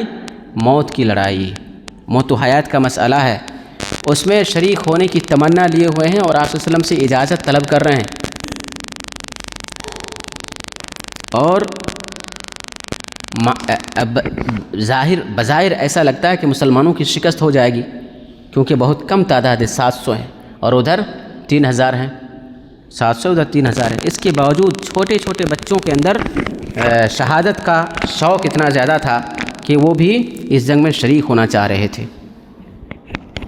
جی خامساً حنكة النبي صلى الله عليه وسلم وبراعته العسكرية. فإذا تأملت حال رسول الله صلى الله عليه وسلم وهو ينظم صفوف أصحابه ويرتب أجنحتهم ويضع الحامية اللازمة في مؤخرة المسلمين ويأمر الرماة أن لا يغادروا أماكنهم مهما وجدوا من أمر إخوانهم المقاتلين حتى يتلقوا الأوامر منه صلى الله عليه وسلم. اتضح لك دليل جلي على خبرته العسكرية. جی اللہ کے نبی صلی اللہ علیہ وسلم کے پاس عسکری مہارت تھی. فوج کو کیسے ترتیب دینا ہے نا، کس دستہ کو کہاں رکھنا ہے، اس کی پوری مہارت تھی. دشمنوں سے کیسے مقابلہ کرنا ہے، اللہ کے نبی صلی اللہ علیہ وسلم اس چیز کے بڑے ماہر تھے. ان کا مہارت، براعت کا معنی بھی وہی ہے. فإذا تأملت حال رسول اللہ صلی اللہ علیہ وسلم وهو ينظم صفوف أصحابه ويرتب أجنحتهم. چنانچہ اگر آپ اللہ کے رسول صلی اللہ علیہ وسلم کے اس جنگ میں جو اعمال ہیں اور آپ صلی اللہ علیہ وسلم نے جو کچھ کیا اس پہ آپ غور کریں گے تو آپ رسول اللہ صلی اللہ علیہ وسلم کی عسکری مہارت کے قائل ہو جائیں گے کہ آپ صلی اللہ علیہ وسلم اپنے ساتھیوں کی صفوں کو منظم کر رہے تھے اور پھر ایک ایک دستے کو کہاں لگانا ہے الگ الگ جگہ پہ لگا رہے تھے. وَيَزَعُ الْحَامِيَةَ اللَّازِمَ فِي مُؤَخَّرَةِ الْمُسْلِمِينَ، اور مسلمانوں کے پیچھے ایسے دستے کو رکھ رہے تھے جو حمایتی دستہ ہو، حفاظتی دستہ ہو. وَيَأْمُرُ الرُّمَاةَ، اور تیر اندازوں کو اللہ کے نبی صلی اللہ علیہ وسلم نے یہ نصیحت کی کہ آپ کو اسی جگہ رکے رہنا ہے، اس جگہ کو چھوڑنا نہیں ہے. خواہ آپ جنگ کرنے والے اپنے ساتھیوں کی حالت بہت نازک ہی کیوں نہ دیکھیں، جس حالت میں دیکھیں آپ کو یہ جگہ نہیں چھوڑنی ہے، یہاں تک کہ اللہ کے رسول صلی اللہ علیہ وسلم کی طرف سے خود اوامر آ جائیں، حکم آ جائے. اس پہ غور کیجئے تو آپ کو آپ صلی اللہ علیہ وسلم کی عسکری مہارت سمجھ میں آئے گی. اگر صحابہ کرام وہ تیر انداز 70 تیر انداز اسی پہاڑی پر جمے رہتے تو شکست سے دوچار نہیں ہوتے، ہے کہ نہیں دوچار ہوتے. وہ لوگ وہاں سے ہٹے تب خالد بن ولید نے پیچھے سے حملہ کیا. تو یہ آپ صلی اللہ علیہ وسلم کی عسکری مہارت کی دلیل ہے کہ اس پہاڑی پر 70 تیر اندازوں کو متعین کیا تاکہ وہ پیچھے سے کسی لشکر کو اور کسی دستے کو آنے سے روک کے رکھیں. جی. إذا تأملنا مدة الحرب التي استمرت بين المسلمين وأعدائهم في هذه الغزوة وجدناها تنقسم إلى شطرين. الشطر الأول وفيه انتظر المسلمون أماكنهم وأوامرهم التي كانوا قد تلقوها من قائدهم عليه الصلاة والسلام. فما الذي كان من ثمة ذلك؟ لقد سارع النصر للمسلمين وسارعت الهزيمة إلى صفوف المشركين، وما هو إلا أن اكتسح الرعب أفئدة الآلاف ثلاثة فانحسروا على أماكنهم وأخذوا يولون الأدبار. وهذا الشطر هو الذي علقت عليه الآية الكريمة في قوله تعالى ولقد صدقكم الله وعده إذ تحسونهم بإذنه. الشطر الثاني یعنی شطر الاول شطر الثانی، یعنی اس جنگ کو مؤلف نے 2 حصوں میں تقسیم کیا ہے نا. شروع میں مسلمان جیتتے نظر آئے، فتح یاب ہوتے نظر آئے، لیکن پھر دوسرے حصے میں اخیر میں مسلمان شکست سے دوچار ہو گئے. تو مؤلف نے اس کو یہاں پہ ذکر کیا ہے کہ شروع میں مسلمانوں نے جیت درج کی کیوں، اور پھر اخیر میں شکست سے دوچار ہو گئے کیوں، اسی کی طرف اشارہ ہے. الشطر الثاني وفيه أمر المسلمون ينطلقون خلف المشركين ليجهزوا على من يدركونه منهم وليأخذوا الغنائم والأسلام. وحينئذ نظر الرماة من فوق الجبل الذي كانوا يتمركزون فيه إلى إخوانهم وهم يضعون السيوف في أعدائهم اللائقين بالفرار ويعودون بالأموال والغنائم. فرغب بعضهم أن يشتركوا معهم في الغنيمة، وخولت إليهم هذه الرغبة أن الفترة الزمنية للأوامر التي تلقوها من رسول الله صلى الله عليه وسلم قد انتهت، فهم في حل منها وهم في غنى عن انتظار إذن رسول الله صلى الله عليه وسلم لهم في مغادرة أماكنهم وهو اجتهاد خالفهم فيها بعض زملائهم وفي مقدمتهم أمير عبد الله بن الزبير. ولكن أصحاب هذا الاجتهاد نزلوا وانطلقوا يشاركون في أخذ الغنائم. فما الذي كان من نتيجة ذلك؟ لقد كان أن انقلب الرعب الذي داهم أفئدة المشركين إلى السالم الجديد، وكان أن تفتحت أسباب الحيلة والمكر لدى خالد بن الوليد الذي كان يوليه هاربا. فنظر حوله متأملا فوجد الجبل حسا قد خلا من حماته وحراسه، فلمعت الفكرة العسكرية في رأسه وما هو إلا أن استدار إلى الجبل مع من معه من المشركين فقتلوا من بقي ممن لم ينزل وأوجعوا المسلمين رميا بالسهام من خلفهم. وجاء الرعب هذه المرة ليغزو أفئدة المسلمين كما رأينا. وهذه الشطر من المعركة هو الذي علقت عليه الآية الكريمة في قوله تعالى حتى إذا فشلتم وتنازعتم في الأمر وعصيتم من بعد ما أراكم ما تحبون منكم من يريد الدنيا ومنكم من يريد الآخرة ثم صرفكم عنه ليبتليكم. جی. سادسا مثل صفحة میں إذا تألنا مدة الحرب التي استمرت بين المسلمين وأعدائهم في هذه الغزوة وجدناها تنقسم إلى شطرين.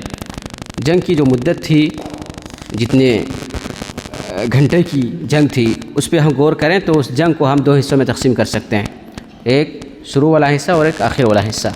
شروع والے حصے میں مسلمان جیتتے نظر آئے، بلکہ مسلمان جیت درج کر چکے تھے، مال غنیمت اکٹھا کرنے لگے تھے، اور اسی کی طرف اللہ رب العالمین نے اس آیت میں اشارہ کیا ہے، وَلَقَدْ صَدَقَكُمُ اللَّهُ وَعْدَهُ إِذْ تَحُسُّونَهُم بِإِذْنِهِ کہ اللہ رب العالمین نے اپنا وعدہ سچ کر دکھایا جب اللہ کے حکم سے تم لوگ انہیں قتل کر رہے تھے، حصہ انہیں قتل کر رہے تھے، ان کو بھگا رہے تھے، مار رہے تھے، تو اللہ رب العالمین نے اپنا وعدہ پورا کیا کہ اگر اللہ اور اس کے رسول کی اطاعت اور فرمانبرداری کرو گے تو تم فتح یابی سے دوچار ہوگے۔ اللہ نے اپنا وعدہ پورا کیا، لیکن آخر میں جب مسلمانوں نے اللہ کے رسول صلی اللہ علیہ وسلم کے ایک حکم کی اجتہادی مخالفت کی تو پھر شکست سے دوچار ہو گئے، اور اسی شکست کی طرف اس آیت میں اشارہ ہے، حتی اذا فشلتم وتنازعتم، صفحہ نمبر 43، حتی اذا فشلتم وتنازعتم فی الامر، فشلتم یہاں تک کہ جب تم ناکام ہونے لگے، وتنازعتم فی الامر اور اپنے معاملے میں اختلاف کرنے لگے، کیونکہ جو تیر انداز تھے کچھ لوگوں نے کہا کہ نہیں چل کے مال غنیمت جمع کیا جائے، کچھ لوگوں نے کہا نہیں ہم یہیں رکے رہیں گے، ٹھیک ہے، تو اختلاف ہونے لگا۔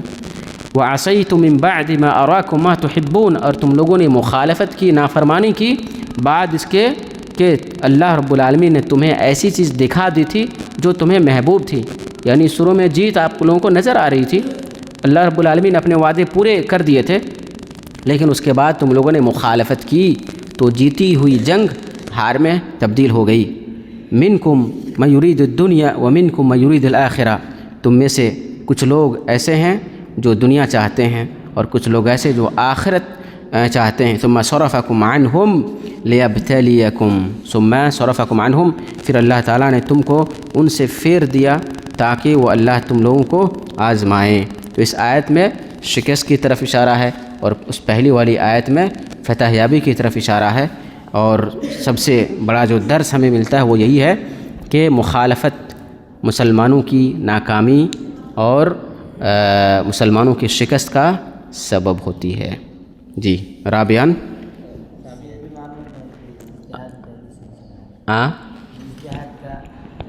اجتہاد کی دلیل ہے یہ، ہاں لیکن اور اجتہاد کی ایک قسم کیا ہے وہ، لا قیاس فی، اس کو کیا کہتے ہیں، قیاس فاسد کہتے ہیں، لا قیاس مع النص، نص کے ہوتے ہوئے کوئی قیاس اور کوئی اجتہاد ہے نا نہیں جائز ہے۔ تو وہاں پہ نص تھا، اللہ کے رسول کا نص تھا کہ تم لوگوں کو یہاں سے اترنا نہیں ہے، یہیں باقی رہنا ہے، لیکن اجتہاد کیا انہوں نے، ٹھیک ہے، تو اجتہاد ناکام ہو گیا۔ تو اجتہاد جہاں کرنا ہے وہیں، جہاں نص ہے وہاں اجتہاد نہیں، وہاں کوئی قیاس نہیں ہے۔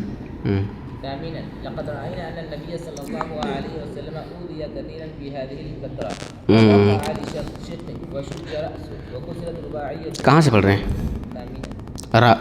راب یہ کیا ہے؟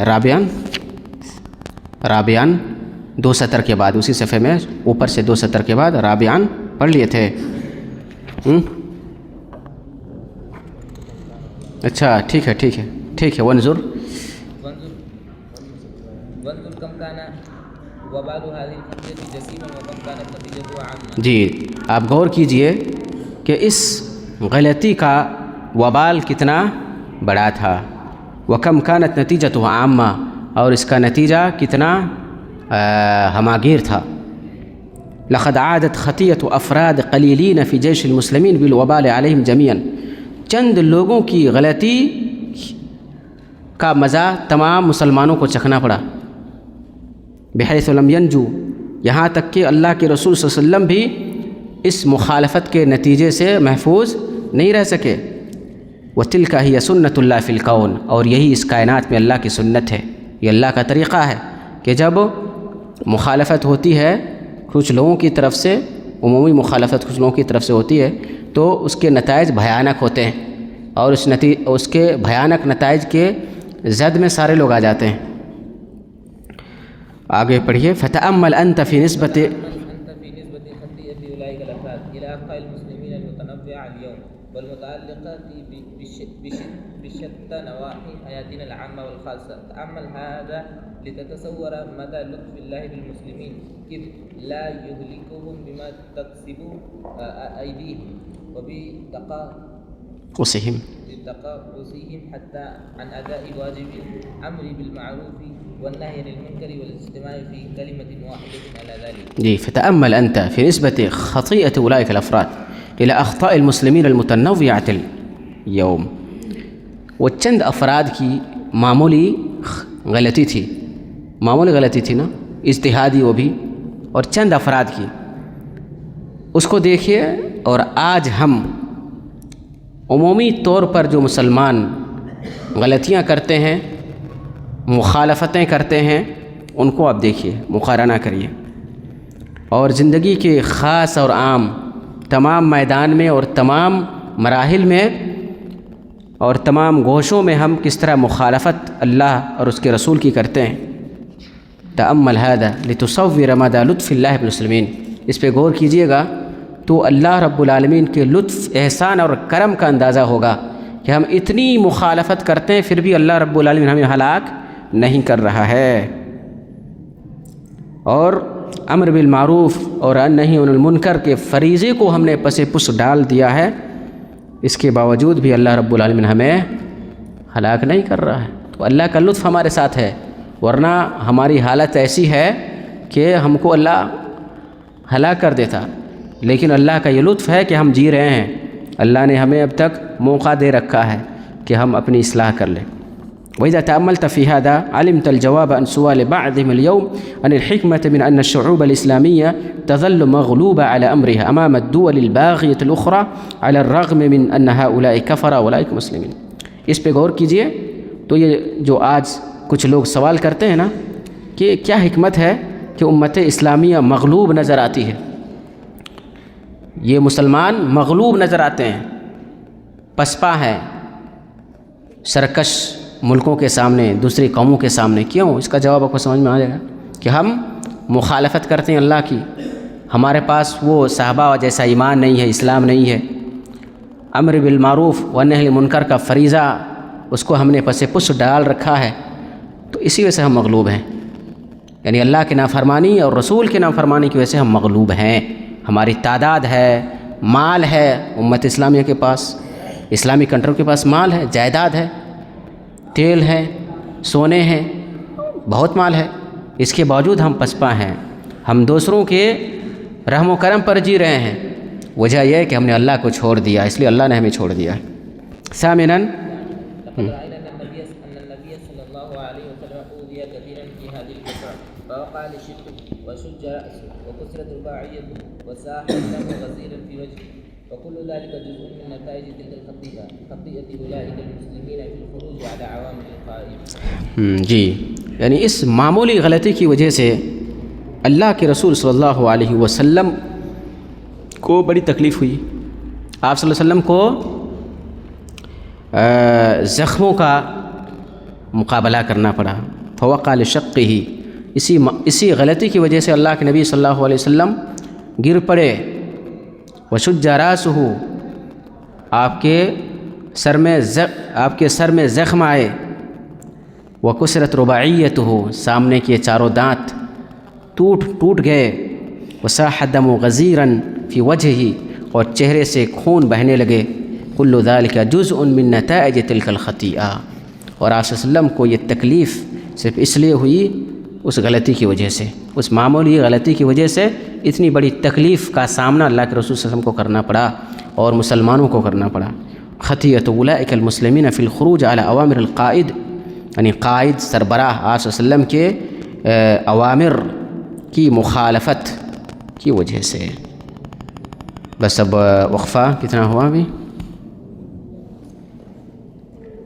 11:05 پہ 11:05 سے بیٹھتے ہیں. 10 منٹ کا وقفہ ہے.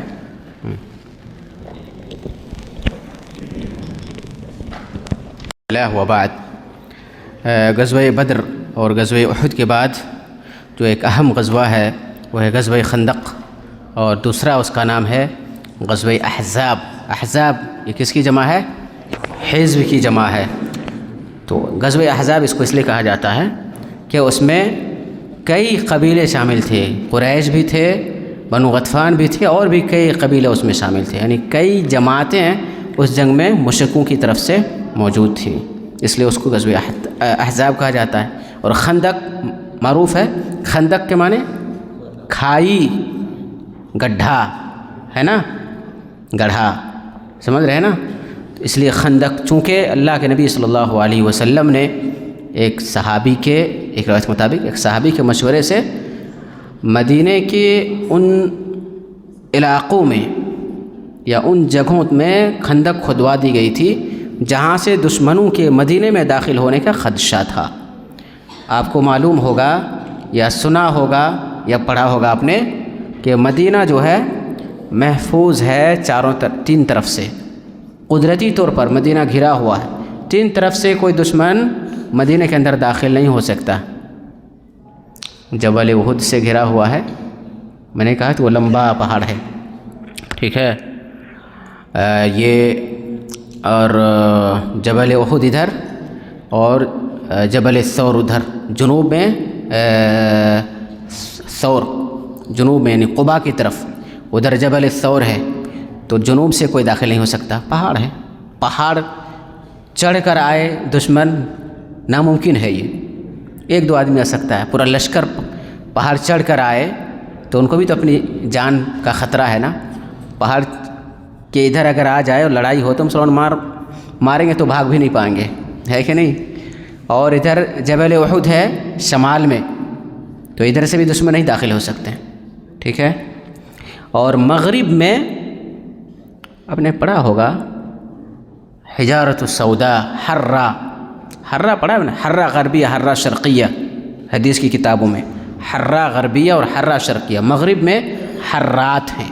حرہ کالے نوک دار پتھر کو کہتے ہیں، سیاہ پتھر ہوتے ہیں اور نوک دار پتھر ہوتے ہیں.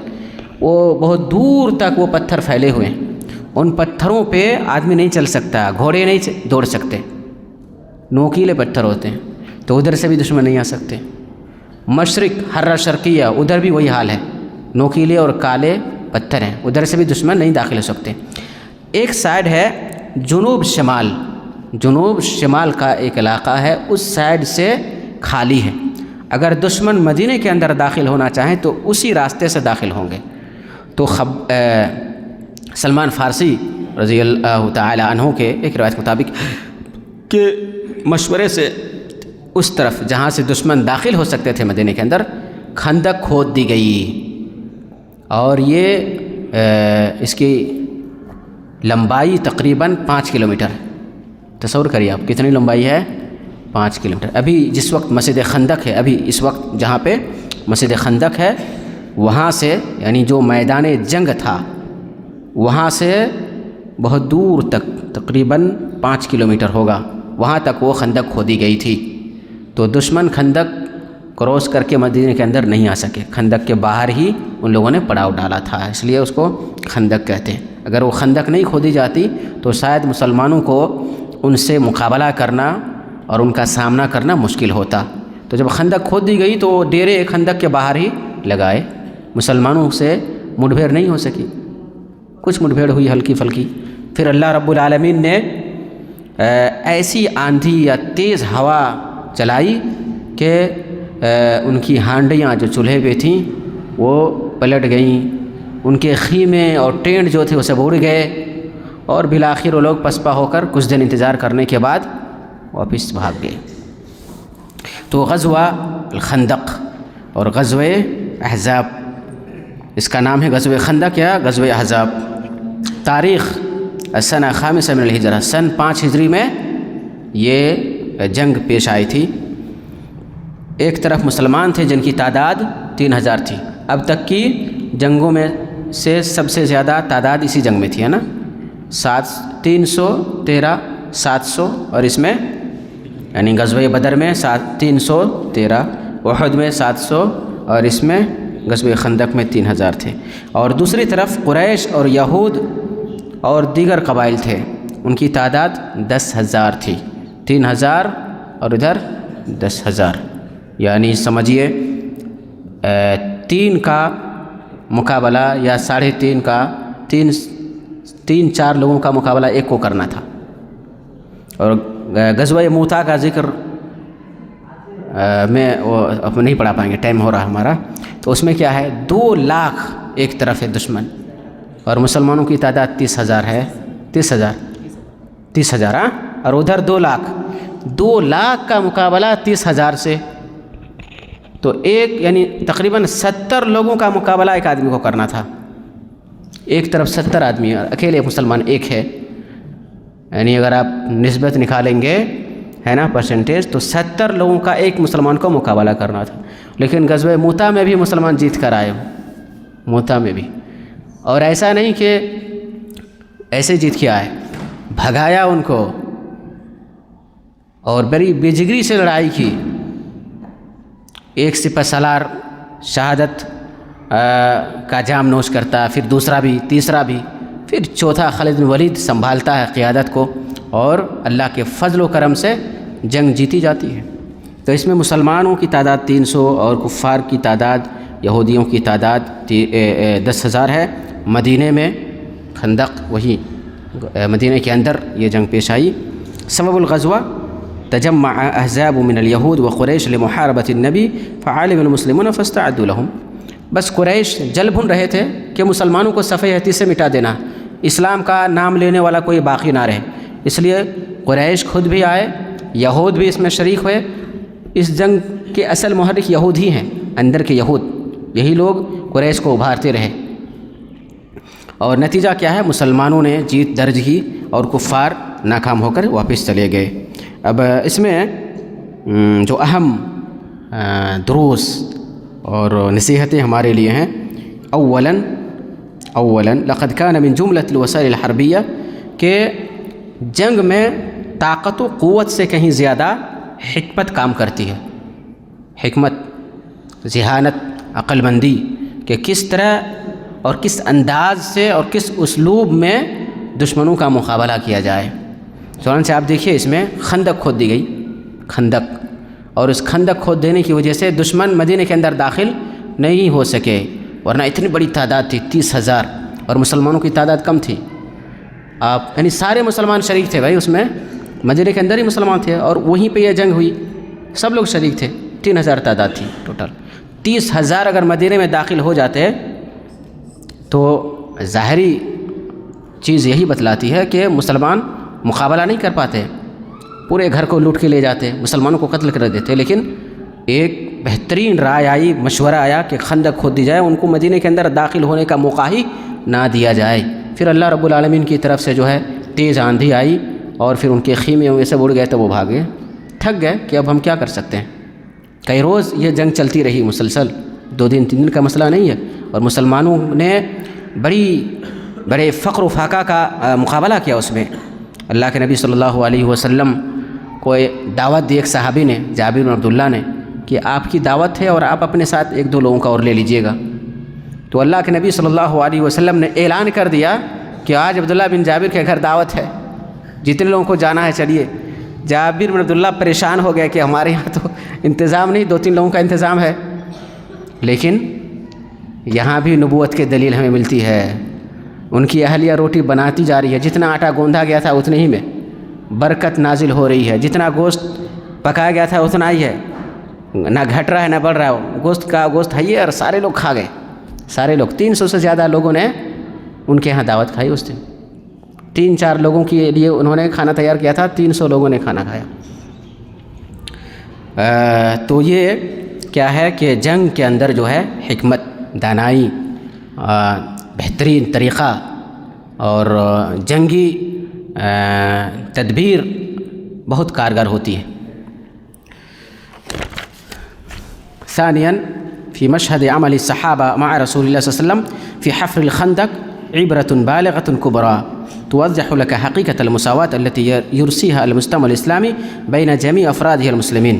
اس میں یہ ہے کہ دیکھیے گا کہ اللہ کے نبی صلی اللہ علیہ وسلم خود بھی خندق کھودنے میں شریک رہے، سپہ سالار ہی نہیں، رسول ہے، نبی ہیں، سب لوگ اپنی جان فدا کر دیتے ہیں، لیکن خندق کھودنے میں آپ بھی شریک ہیں. مساوات، اسلام مساوات کا درس دیتا ہے کہ سب لوگ قائد ہو یا عام رعایا ہوں، حاکم ہو یا محکوم ہو، سب برابر ہیں. یہاں پہ سب لوگوں کو کام کرنا چاہیے مل جل کر. اللہ کے نبی صلی اللہ علیہ وسلم نے بھی اس میں بنفس نفیس شرکت کی خندق کی کھدائی میں. رابعاً کیف وبأي وسیلہ انتصر المسلمون وهزم المشركون في هذه الغزوة. اور چوتھا فائدہ یہ ہے کہ کس وسیلہ اور کس تدبیر کے ذریعے مسلمانوں نے اس جنگ میں جیت درج کی اور مشرکوں کو شکست سے دوچار ہونا پڑا.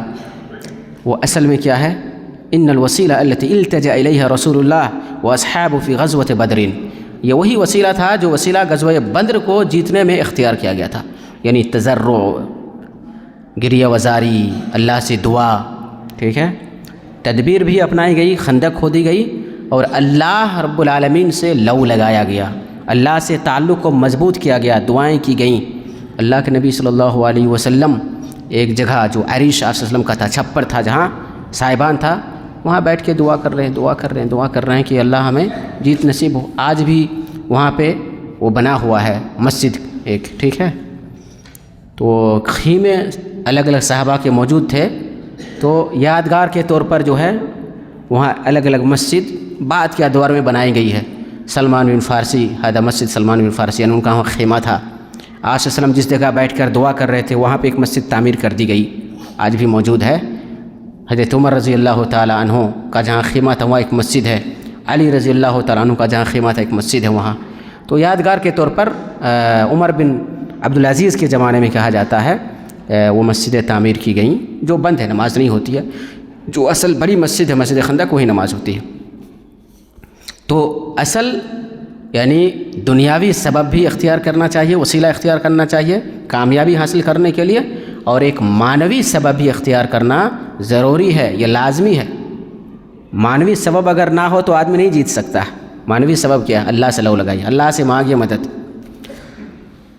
اور یہ جو آیت ہے یا ایھا الذین آمنوا اذکروا نعمت اللہ علیکم، اس آیت میں اسی جنگ کی تصویر کشی کی گئی ہے کہ مسلمان کتنے گھبرائے ہوئے تھے کہ دل حلق میں آ گیا تھا، آنکھیں پتھرا گئی تھی کہ 30,000 دشمن ہمارے سامنے، ہم 10,000 اور ایک بار 30,000 میں نے کہا، 10,000 دشمن یہاں موجود ہیں اور ہم 3,000 ہیں، ہم 3,000 ہیں صرف. 10,000 کا مقابلہ، اور مدینے کے اندر آ گئے ہیں.